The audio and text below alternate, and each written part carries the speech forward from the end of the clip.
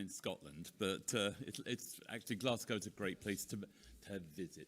We have two really interesting talks. I'm looking forward to hearing them.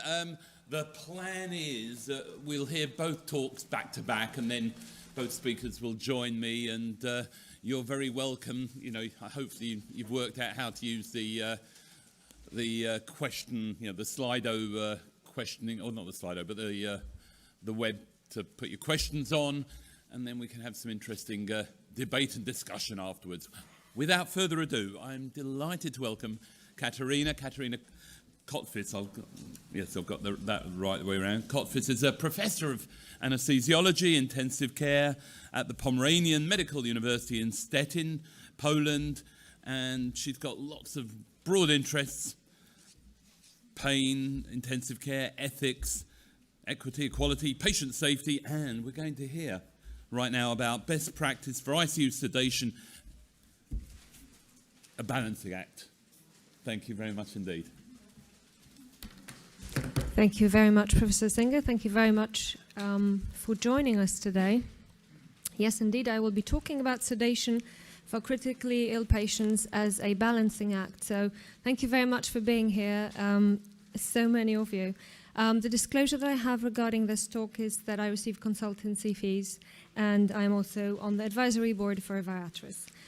Just to set us into the background, sedation is an induced state of reduced consciousness to which verbal contact with the patient may be maintained. But the priority is to identify those patients that suffer from anxiety, delirium, dyspnea, or neuromuscular paralysis that is induced by us, and in those, our approach may be different. First of all, why do we need sedation? Number one, for treatment. Number two, for safety. Number three, for comfort. Treatment to initiate and maintain, adapt mechanical ventilation, to reduce patient-ventilator asynchrony, to reduce the risk of ventilator-induced lung injury, reduce oxygen consumption, and of course, to facilitate the use of neuromuscular blocking agents. As for safety, basically to avoid self-extubation and self-harm, and also reduce the autonomic stress. And obviously for comfort, to facilitate patient comfort not only during procedures, but also during their longer-term stay in the ICU. This is the ICU triad majority of us are aware of as an interplay of factors that the patients on the ICU suffer from, which are unpleasant. It is unpleasant awareness, it is pain, it is agitation, it is also delirium. And look at all these elements of the that interconnect and interplay. The sedative or sedation as such is just one minor element. Is it really minor? It is like looking at one of the Pollock's paintings in a modern art museum, trying to detangle all these difficult elements. So our goals for sedation are short and long term, with the short term being here and now prevention of pain, anxiety and distress, decreasing stress response, but the longer term sequelae is the neurocognitive dysfunction with depression, PTSD, dementia and longer term anxiety. So we as clinicians are to balance the necessity for sedation as opposed to the side effects. And with under-sedation, what do we get? We might get accidental endotracheal tube removal, lines removal, agitated delirium, hypertension and tachycardia, and also ventilation dysynchrony and the VQ mismatch. Whereas over-sedation, some of the side effects we've already mentioned, it may be prolonged mechanical ventilation, tachyphylaxis with different agents, sleep disorders, or even GI dysfunction or ICU-acquired weakness. As we navigate along the road, or have been navigating along the road of different studies in the management of sedation and delirium in the ICU, there have been some landmark trials coming, and these were the basis for the 4 Society of Critical Care Medicine guidelines for pain, agitation, and delirium management. When will be the 5th edition? That we don't know. I will mention only some of the landmark trials, but to sum it all up, the sedation recommendations were developed by different intensive care medical societies over different continents to minimize the impact, so to limit the long-term physical and psychological impact of ICU stay, to limit the duration of mechanical ventilation, and also to limit the side effects, to balance the benefit-risk ratio.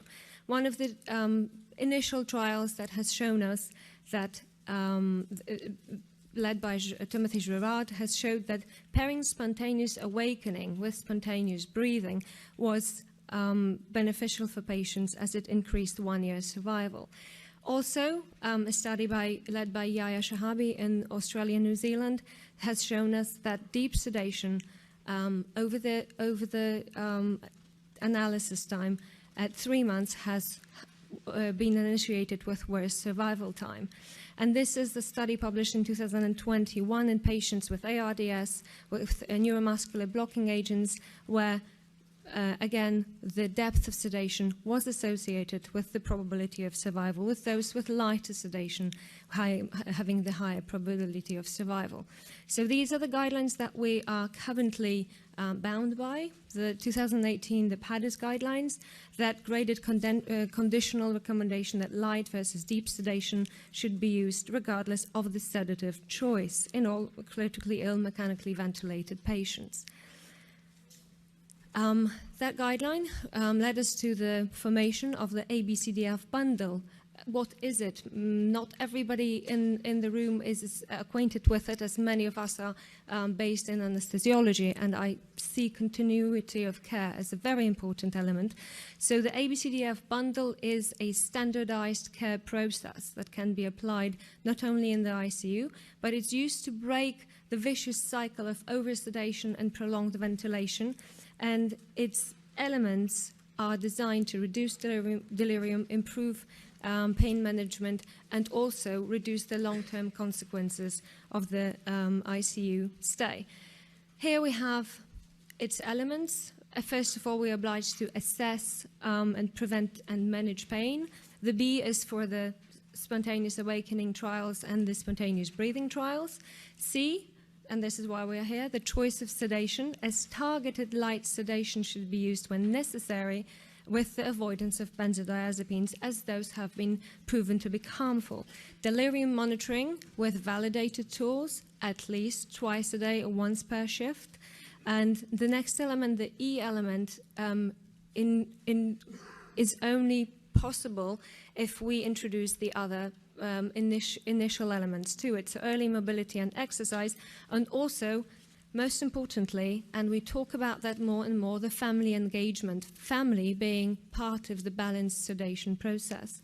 So if we rearrange the ABCDF bundle, we see that the choice of sedation, so what we serve the patients with, is critical to what the outcome will be and what the patient interaction with physiotherapy teams and with the family might be.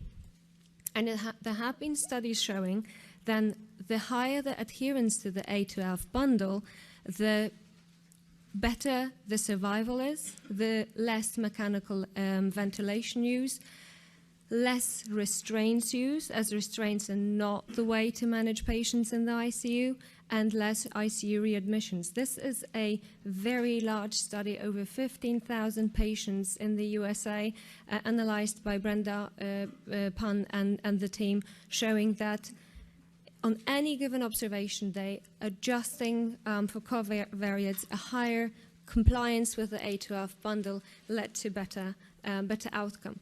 So now that we have talked about the benefits of shorter or lighter sedation as shorter mechanical ventilation time and shorter hospitalization, less ICU delirium, we need some data for it. And it turns out that the three very large RCTs that have been published in a major journal that is in front of you in the New England Journal of Medicine has found that in terms of improvement at 90 days, or the time under the ventilator, or the rate of coma delirium ICU free days, these 3 trials were not able to show the difference. So either early sedation with dexmedetomidine, or a comparison between 2 agents, dexmedetomidine and propofol, or the non-sedation or light sedation, the bottom line is that the light sedation or the no sedation for the ICU patient that needs comfort is very difficult and difficult to achieve in a high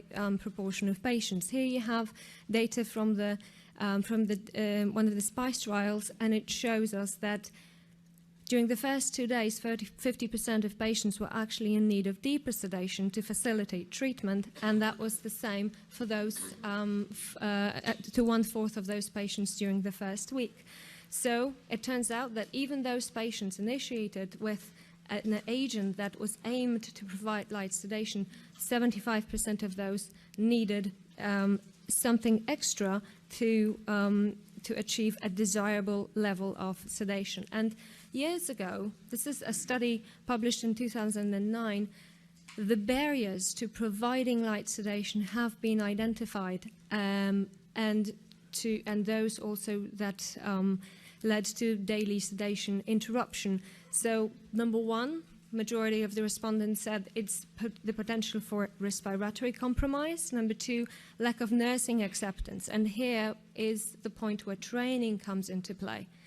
As we on the ICU need to act as teams, that everybody on the team, regardless of the advancement of the duty, communicate with everybody else what are the goals and what we're trying to achieve. And also the concern about the patient-initiated device removal. So we're clear on the fact that every patient comes with different sedation needs, despite being in one place altogether, and this we can call patient-tailored sedation analgesia need. So this is a picture from our temporary ventilation unit that we had for COVID-19, especially designed, a picture from before admission of all those patients, and you can see how hostile and difficult that environment is, and yet we were admitting patients with different backgrounds and different needs. So patient number 1 might be admitted with COVID in that case, or with any other disease, fully awake, GCS of 15, without delirium, that just needs comfort at night, that needs sleep through the night to have a better outcome. Patient number 2 with severe pneumonia, ARDS, with ventilated dysynchrony that is combative and needs adequate sedation to facilitate treatment. And patient number 3 with severe traumatic brain injury, multiple injuries that will be going in and out of theaters, that needs not only multimodal analgesia to provide comfort, but also sedation to facilitate the treatment of increased intracranial tension. So what is needed? We need rapid and predictable emergence from sedation, whatever agent we used, to plan or help us plan extubation and aftercare, to facilitate neurological re-evaluation, not only in the neuro ICU, but in every patient. This is why we need patients in lighter sedation to cooperate and to be able to do the chem ICU for delirium diagnosis, and also to enable mobilization and engagement with family and staff. This is an excellent overview that shows us 10 tips for ICU sedation, a very worth reading piece, where number 1 is always assessment of pain, anxiety, agitation, and sleeplessness, and there are different tools for it. Number 2, look what comes before pharmacologic interventions. Number 2 is non-pharmacologic interventions, so patient and family care that is culturally sensitive, because we will be having patients from different backgrounds, their needs are different. Maintenance of circadian rhythm and relaxation techniques, and many elements we were not previously even talking about. Earplugs, headphones, reduction of noise, light therapy in terms of normal daylight light. And step 3 is the pharmacologic interventions.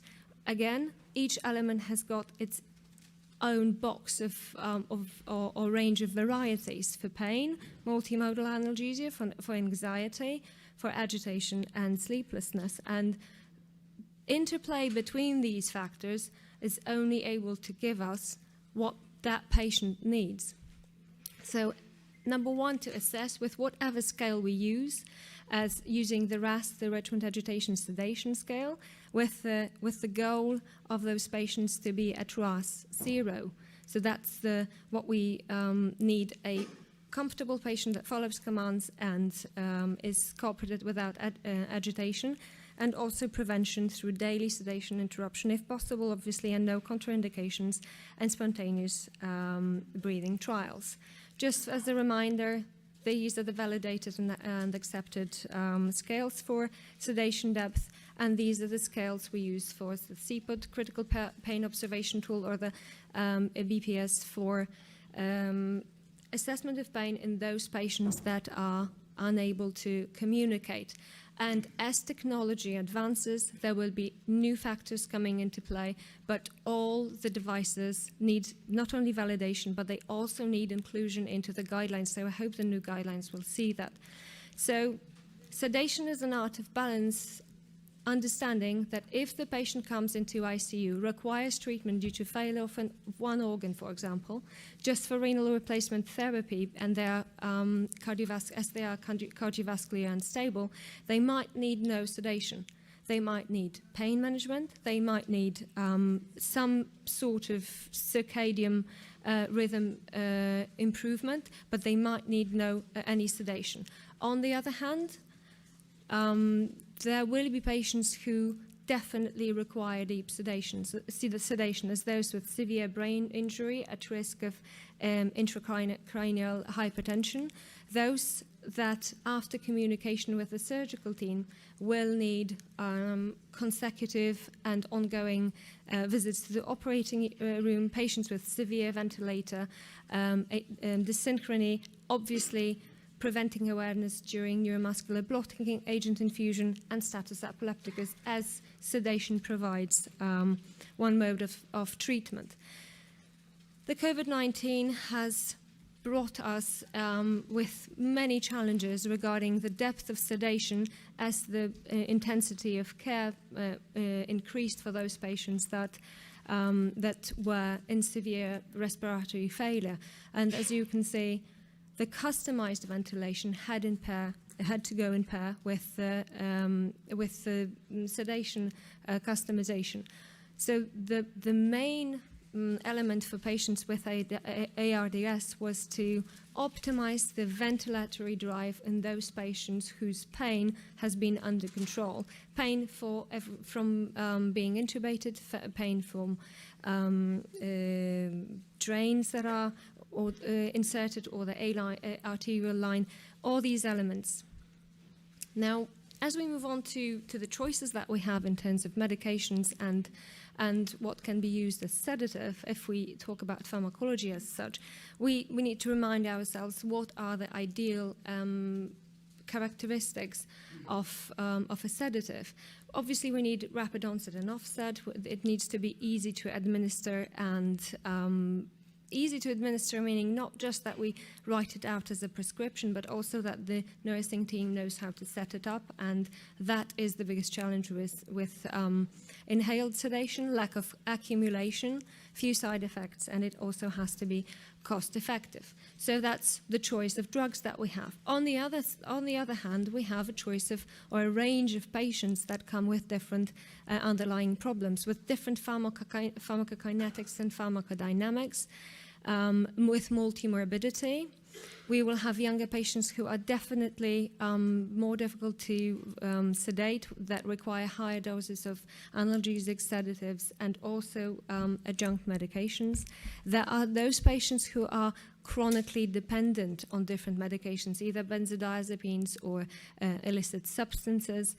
And for all of those patients, the background and the very in-depth history must be taken. So to provide patient-tailored analgesia and pain, we need to incorporate all these elements in one in one clinical scenario. With the sedatives, the choices that we have, the biggest problem, I would say, is that we're not receiving new drugs. When we look at cardiology, there is a range of new drugs coming out or being released every 5 years. Anesthesiology intensive care is rather stable in that situations.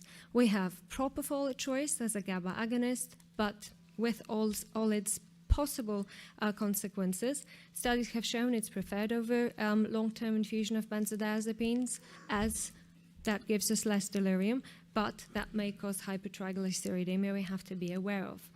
Dexmedetomidine is an alpha-2 agonist that does not cause immunosuppression, but it will never give us deeper planes of sedation. So there will be a group of patients it is not a good choice for. It may, on the other hand, improve sleep. The benzodiazepines we've already mentioned, those longer acting accumulate and have got active elements or longer effects, and they have a higher risk of delirium, whereas the new agent remimazolam is an ultra-short-acting benzodiazepine that can be administered in those patients that require sedation right after operating theatre's discharge.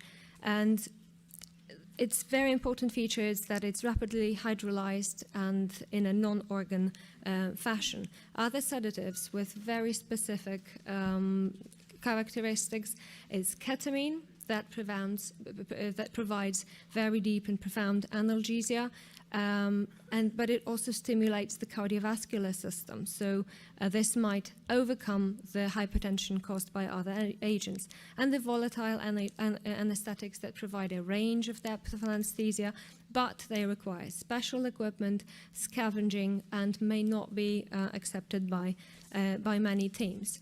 This is a recent study published in 2021 in ARDS patients that has shown that adding dexmedetomidine was associated with lower in-hospital mortality as compared with other agents or sedation without dexmedetomidine. So how to overcome these challenges? At present, it is merely a clinical choice adjusted to patient needs. Basically, non-benzodiazepine sedation as the safest choice and the preferred choice. There is a large heterogeneity, not just at what we see at the unit, but in trials as well, as sedation in older versus younger patients will, with time, have different recommendations. The SPICE trials have shown us that the mortality with DEX is higher in patients younger than 65 years of age. And also there will be differences between operative and medical admissions, not only in the analgesia requirement. So what does this mean altogether? That we need multimodal approach. A combination therapy. If we think about analgesia, we all agree that the patients need a combination of different factors, different agents, in lowest possible doses to have the lowest rate of complications. The vasopressors, the same concept emerges that for sepsis and septic shock, it is not one agent that will be enough, but lower doses of different agents are necessary to provide the target mean arterial pressure. And so the same seems to be true for sedation, whether the choice between agents, either or, should be replaced by this and this. So there have been studies showing a combination of dexmedetomidine and ketamine and propofol. Some countries use the so-called ketofol approach, and also the range of volatile sedatives. Why are we doing all this?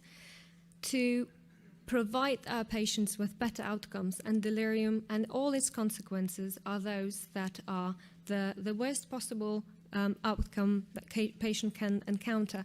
Last year, we, as a group, were working together on improving the ATF bundle by adding those patient-tailored need-based elements. So we added the G as the gaining insight into patient needs to actually having patient lightly sedated to communicate what their needs are, not guessing.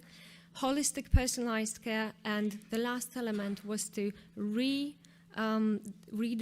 or implement changes in the ICU design, and that led us to a conclusion that if we differentiate between the hotel space that is open for the visitors, for the families, and also could be open for animals and children, can be completely separated from the medical high-tech equipment and high-tech space that is required for treatment, that these two spaces should not mix.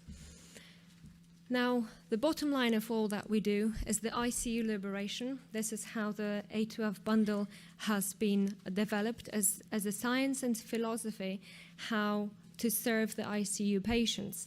And one of the major players that pursues that viewpoint is Professor Ely, who says that ICU liberation for us as clinicians is the shift that shifts our attention from the monitors and bleeps and the equipment towards the human connection, and that ICU liberation is about magnifying human dignity and helping to preserve self-worth.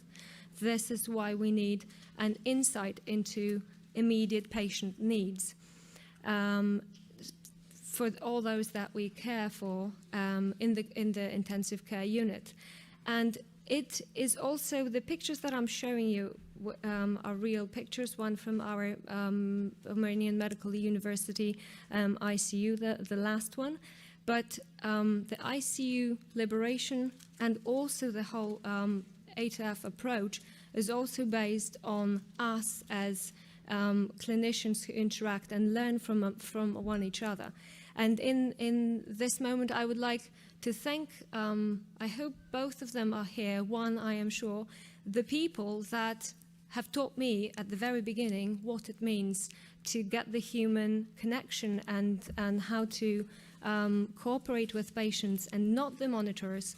One person is Beata Żewuska, who was my early mentor, and the other person is Tomasz Nikodemski, who is here with us today, and I am grateful to both of them and to all my following mentors who have taught me that I'm able to stand here in front of you and give that message. So very briefly, the conclusions.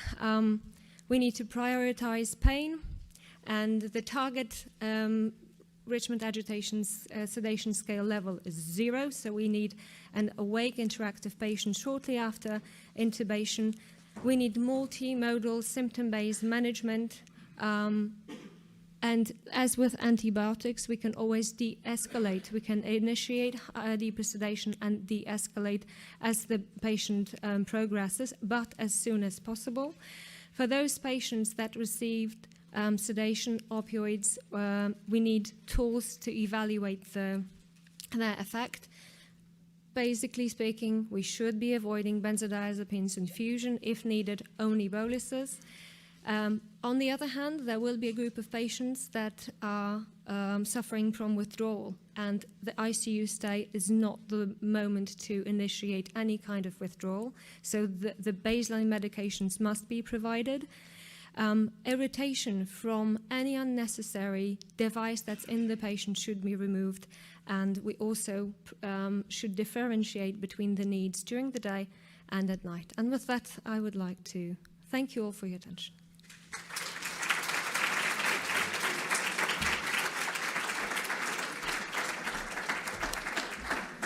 Lovely. Katerina, it was a lovely talk. Thank you. I'll invite, without further ado, Patricio to the podium. Patricio Gonzalez Pizarro is a consultant pediatric anesthesiologist at La Paz Hospital in Madrid, and who better to talk about sustainability than the chair of the ESSEIC Sustainability Committee. Over to you. Thank you very much. And thank you very much for the invitation for being here today. So these are my conflicts of interest. I received lecture fees from Baxter about sustainability and Mandre Vegan for mechanical ventilation pediatrics. So as you probably know, Earth temperature has risen 1.2 degrees since the beginning of the industrial age, and by 2050, it is expected that we will exceed the 1.5 degrees threshold. And this has consequences that affect each and every one of us on a global scale regarding health, food, water, and political stability through increasingly more extreme and frequent changes. Just to give you an example, you can see in this graph showing the last 150 years approximately, the temperature change throughout the time span. And you can see that in the last 30 years or so, the difference in temperature is clearly towards a warmer climate. And just to put it another way, perhaps more appealing to all of us, this is also a temperature change, and the bluer colors reflect colder climate, and the more reddish colors refer to an increase in temperature. And you can see that our great-parents and great-grandparents were born in an era where it was much, much colder than our children that have been born or are born around this, and we probably all belong to this time span. So we have also experienced a trend towards a warmer climate. And is this relevant? Well, this is just to give a fun example. This is my front door, and I'm doing snow sports in Madrid 3 winters ago because we suffered the hardest snowstorm in a century in Madrid. So it snowed and it stayed there for a week. So I'm doing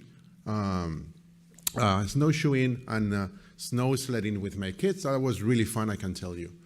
But this is the other side of the coin. This is the front door of my hospital. It is all covered in snow. And of course, in Madrid, we are not prepared for snowstorms. So that had consequences because the ambulances are not provided with winter tires. So what happened is that for a time of 12 to 18 hours, ambulances had to be towed by firefighters in order to get and reach the hospital. And we also had to call the army to evacuate the snow in front of our emergency departments. That wasn't fun. But also towards a warmer climate. This is the temperature change, the maximum and lower minimum temperatures in Madrid last summer from June to August. And we suffer a consecutive number of heat waves, you can see here. And down here, you can see the expected mortality and increase of mortality for the time span. And you can see that there's a really sad correlation between peak of heat waves and excess of mortality, and also a correlation when the temperatures go up, the excess of mortality goes up and vice versa, right? So going into sustainability, we can analyze our carbon footprint of our practice into 3 different scopes. The first scope is called, it refers to anesthetic gases, anesthetic drugs. The second scope is about energy, and the third scope is about supply chain and waste management. And this is a classic study performed in 3 different Anglophone hospitals in Canada, US, and UK. And you can see that they have very different carbon footprints, regardless they share the same language. So if we focus on Canadian hospital here, you can see the carbon footprint of the first scope, which refers to anesthetic drugs that we use on every day. It's significantly more important than the one in the UK, and that's because in this hospital, in this particular hospital, they use desflurane quite much, whereas in the UK, they decided in this particular hospital not to use desflurane at all. But on the other side, you can see the energy scope for the Canadian hospital was very low, and that is because Canada energy comes 99.9% from renewable sources, especially hydropower, whereas in the UK, and especially in this hospital, it came mostly from fossil fuels, and it was an old hospital with poor insulation, so the energy needs were much different, right? So when you do a life cycle assessment of your own carbon footprint, you need to take into account where are you doing it, because you cannot compare, you cannot generalize. So this is the carbon footprint of our healthcare sector, depending on different countries. And the average for the European Union published in 2019 is 4.7%, but of course that differs, and there are countries that exceed the 7% threshold. So all this to say, roughly 5% of the carbon footprint of Europe comes from healthcare industry. So acknowledging that, today we announced and signed the Glasgow Declaration in Environmental Sustainability. So we wanted to minimize the environmental impact of our clinical practice, and we should provide a more sustainable medication and equipment when it's clinically safe to do so, and we should also minimize waste in medication, equipment, energy, and water, and incorporate sustainability in education. That's paramount, and embed sustainability in research and quality improvement. So to benchmark our practice, we perform a survey among anesthesiologists worldwide, focusing in Europe and South America.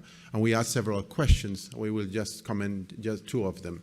So the first one is, what's your preferred anesthetic plan? So I will ask the audience here, which one of you uses DCI or propofol-based TIVA on a regular basis?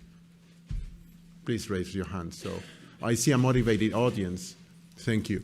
But in our survey of roughly 1,400 respondents, only 23 use TCI or TIVA propofol based on a regular basis, and general anesthesia based on inhaled anesthetics is the predominant. Is it important? Should we worry?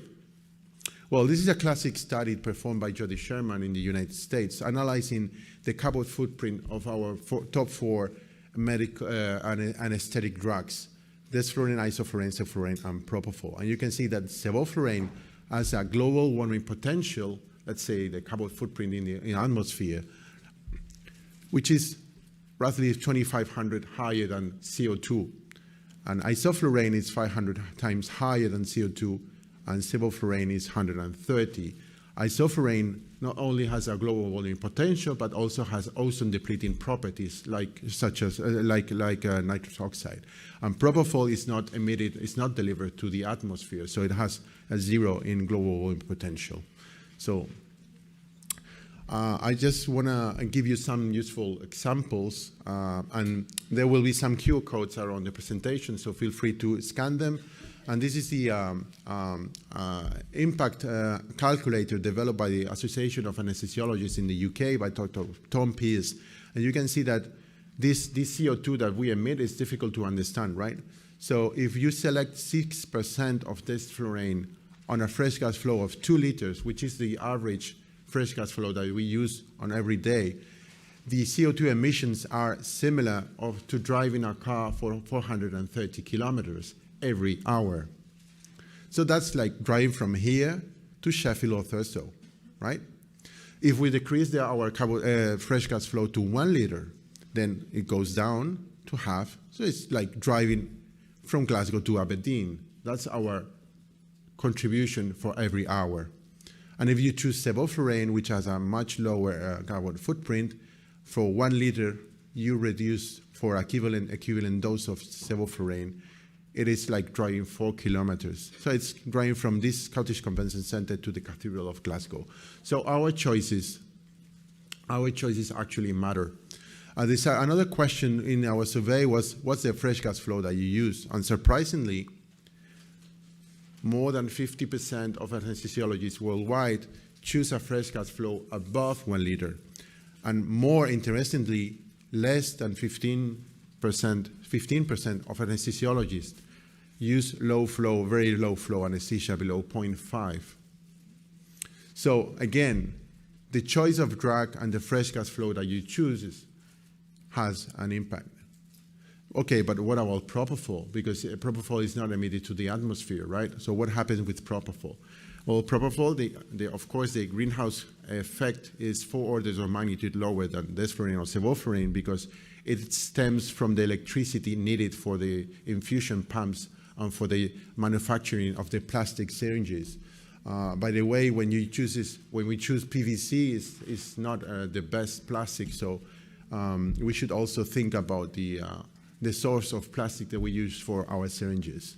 So all this to say that propofol impact is still poorly studied, and we know that propofol is not emitted to the atmosphere, it goes to the water ecosystems, right? And the metabolites go to the water ecosystem. So there's unfortunately very little literature on what happened with propofol. But I can tell you that the Swedish Drug Agency has performed and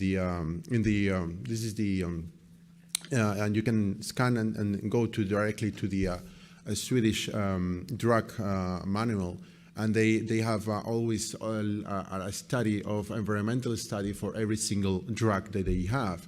So the assessment for propofol risk for the environment is low, and this is the best information that I have been able to, independent information that I have been able to get so far.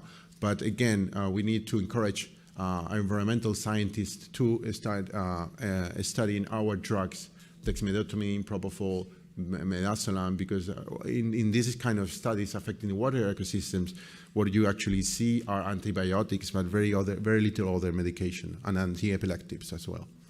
So this is another study performed in the UK, comparing the life cycle assessment of 3 different techniques for the same procedure, which is a total knee replacement.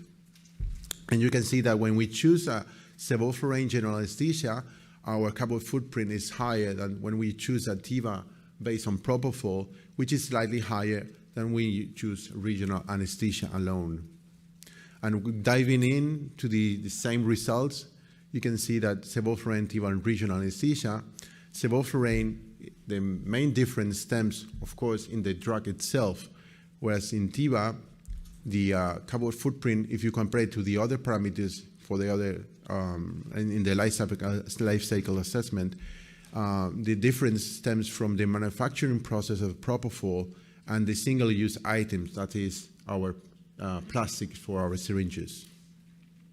So I was asked by the organizers to give some useful tips. So right now I would like to just tell you how I do my practice. And my question, I'm a pediatric anesthesiologist. My question is, any pediatric anesthesiologist that using Tiva or TCI as a regular basis in the audience? That's good to see.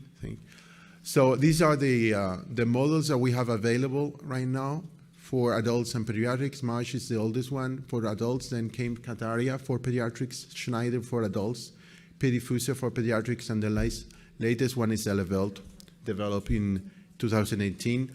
And this one, you don't need to choose. You can have it from newborn to elderly and obese, so it's pretty comprehensive. So it's standing for very basic information for those of you who are not familiar with TCI. What I do if I have an IV in place, because again, I work in pediatrics, and we don't always have IV in place at the start of anesthesia.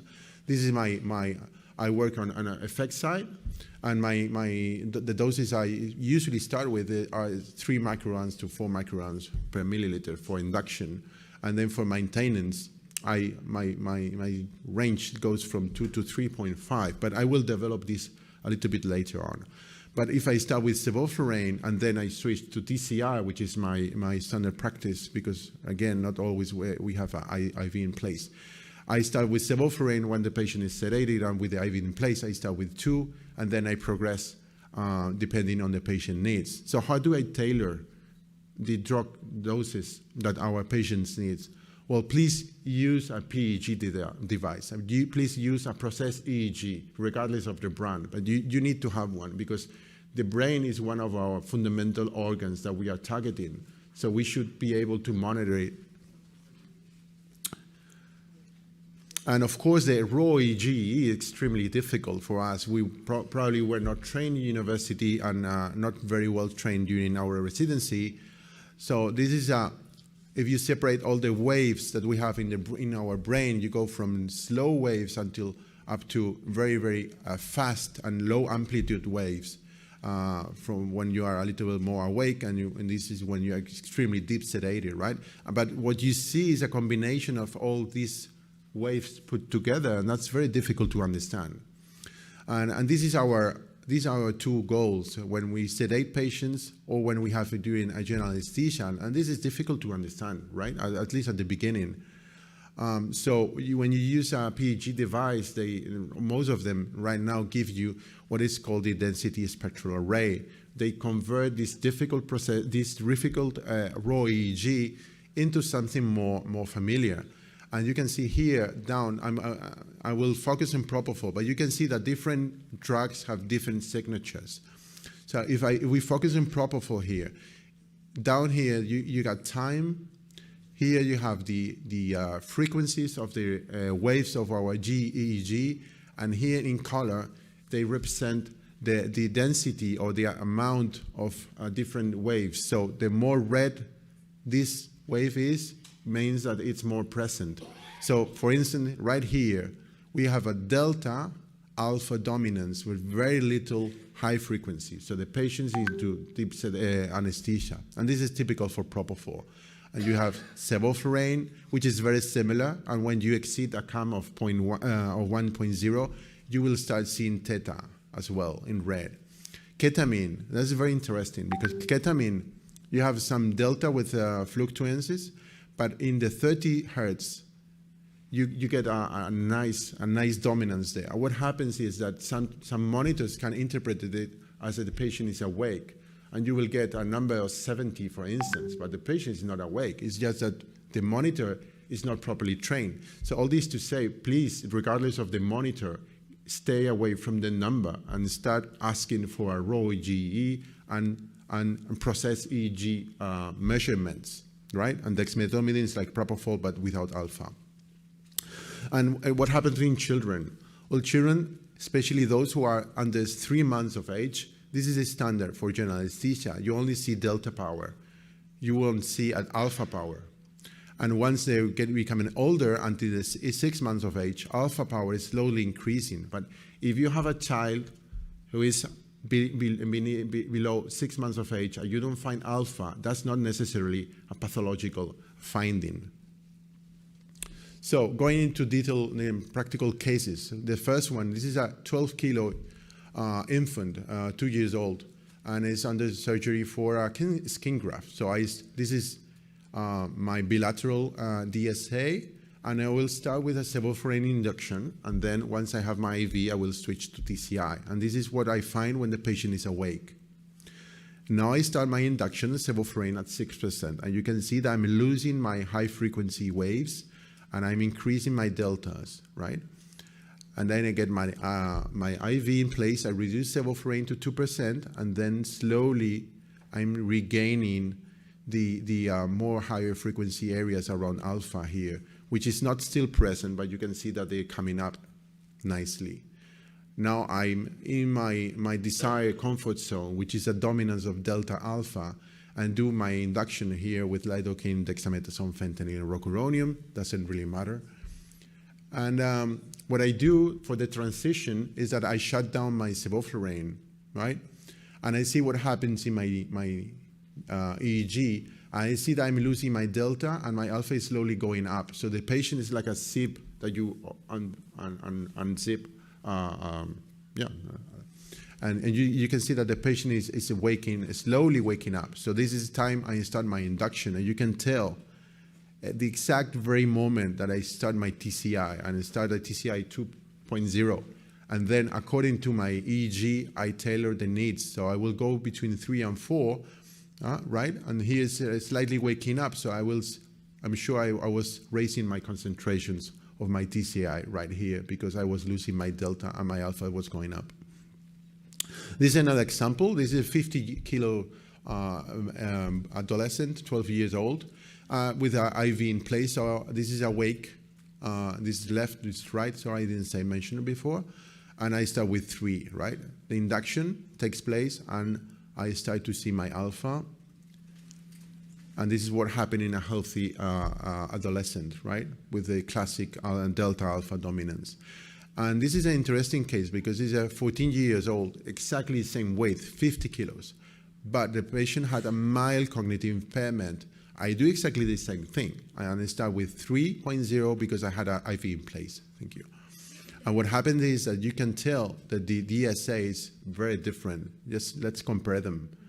So please use your monitors to tailor your drug doses. And this is when I finish.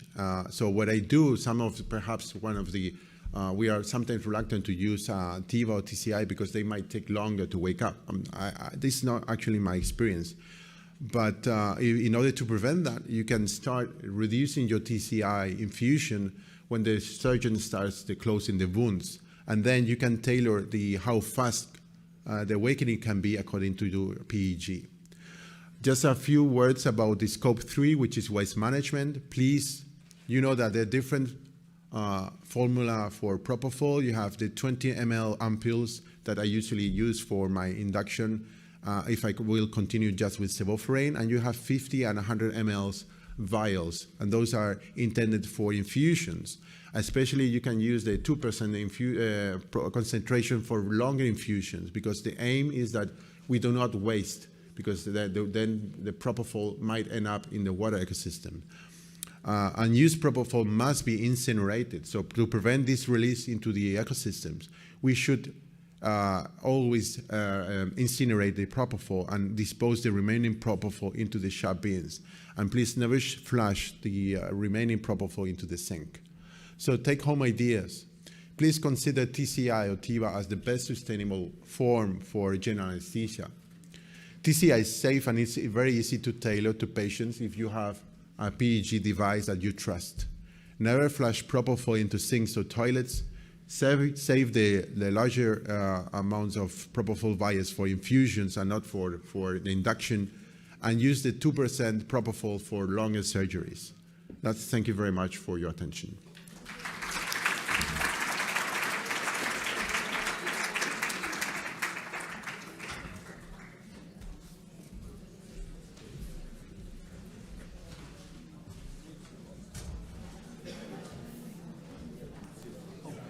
Do you want to come, or whichever you want, please? Thank you. Right, lovely. Ladies, gentlemen, thank you again for a lovely talk, and I learned a lot. Ooh, quite scary. Please put your questions up on the Slido. I will start off by asking a few questions of our lovely panelists. Great talk. One of the things I really push is the nurses to try and titrate hourly. You know, personally, I'm not a great believer in just stopping the sedation and letting them wait, but I would argue if the nurse can titrate hourly to a RAS score, then that's better. Do you have a view? I absolutely agree. Yeah. Stopping sedation abruptly will have its consequences. Yeah. So it is much better to up-titrate and down-titrate slowly, whatever option we choose, the targeting the RAS, but also cutting by 50% or 25% to achieve that. So I fully agree with that. I never stop it abruptly. Lovely. Can I ask a favour? There's a lot of background noise. If you could... Thank you very much. Thank you. Right, yeah, no, absolutely. And the other quick comment I'd make is I'm a great fan of music, you know, but the patient's music, not what the nurse wants to play. Do you have a view? Actually, I do. In our ICU, part of it is equipped with music panels, so right. you can actually use it. One of the nurses, the head nurse, Marta Strzelbicka, was very keen on the project. She invited musicians from the Philharmonic in Szczecin, and so they presented pieces that are soothing. There was no RCT on it, and we don't know how it works at the end, but there are bird voices and also some pieces that were designed especially for the ICU. But the difficulty with that is that it is one music for all, and it definitely should be headphones based to what the patient preference is. Not everybody likes classical music, people like to listen to heavy metal, and that's fine. Indeed, indeed. And I suppose in the morning you want to get them up and going, and in the evening you want to chill them. Yeah. There was actually, wasn't there? There was a nice paper years ago. I think it was German or Austrian, where they played Mozart, a slow movement of a Mozart piano sonata, and stress levels and blood pressure came down, and I thought that was really neat. Yeah. Please do your questions. Let me ask Patricio. Actually, can I ask the audience? Processed EEG, how many people do it? Perhaps you need to repeat the question. Oh, processed EEG monitoring, PEEG. How many people do it during their anaesthesia? You got no hands. So Very few, very few. yeah. Don't be shy. Raise your hands, please. Oh, no. And so it's a paediatric thing. Because cardiac paediatric. Why hasn't it progressed beyond? You've got an audience that's fairly PEEG naive. So how are you going to sell the concept? Well, I hope I have sold already the need to measure the EEG, and I will stress it again. The brain is one of our top organs that we should monitor, and we have been doing delivering anesthesia blindly for many years. So it's time to go beyond that, and please go beyond the number. But I acknowledge this is very difficult to at the beginning to go and make the step. There are many resources online that are free and super intuitive. So it's extremely easy to start receiving education, and you can do it on your own. And at the beginning, the colors and the DSA can be difficult, and there are other values that I have not shown. But at the it will just take you some time, and then at the end, it's pretty straightforward. So I encourage you to go online and or ask education from scientific societies. But on my personal case, I just follow some YouTube videos and education material from different scientists, and it was really fun, actually. And what's the learning curve? How quickly do you think you become proficient? Well, if you have your monitors available and you can use it every day, then it's pretty straightforward. But of course, it's a pain having the devices and having the stickers, and then it will take much longer. But if you use it every day, at the beginning, you probably won't understand much. And after some weeks, you might even experience that the raw GE starts to have a meaning, and you can tell that the patient is awake just seeing at the raw EG or vice versa. It's all pattern recognition. Yes, yeah. Absolutely. We haven't got any questions up on the computer, but if anyone wants to bellow any questions or anything burning from the audience, we've got about 2 minutes left before we're evicted. Any questions? Please. There's a microphone rushing towards you. Thank you. It's Gabo Debreceni from the UK. I just wanted to ask you about propofol infusion syndrome. Have you noticed it during pediatric surgery? Well, either of you. Propofol infusion syndrome, pediatric surgery. Have you noticed it? For pediatric surgery, no. And I must tell that my colleagues at the PICU, they use off-label propofol infusions at very low dose for sedation in the ICU, and they haven't found any case yet. But they know that it's off-label. It's not something that the industry will recommend. But in my personal experience, I use propofol for scoliosis, neurosurgery, and I haven't ever found any propofol-related syndrome. No. Like everything, everything in excess is poison. Yeah, absolutely. Yeah. And any other final question from the floor? Please, sir. There's one right at the very front. You're going to get fit running like that. Thank you. Hi, morning. Thank you very much for the talks. Regarding the cost of sedations in ICU, I come from a country where we basically use midazolam morphine for everybody in the ICU. Have you read any cost comparisons between midazolam morphine combination to propofol? For example, I know dexmedetomidine has been expensive, but what about, have you read anything regarding comparing to propofol? There should not be, I cannot quote an exact paper that will give you the numbers, but there should not be a difference between midazolam and propofol as such. I agree that anything that requires extra equipment as volatile and sedation, yes, but there should not be a difference between, if you choose to use morphine as your baseline analgesic, which is not the best choice, then the use of midazolam gives you patients who are longer sedated the mechanical ventilation is longer, the ICU stay is longer. So even if you compare head to head the cost of the ampule or the cost per day, the overall cost will be comparable or even higher. Katerina, Patricio, can I thank our lovely speakers for 2 great talks.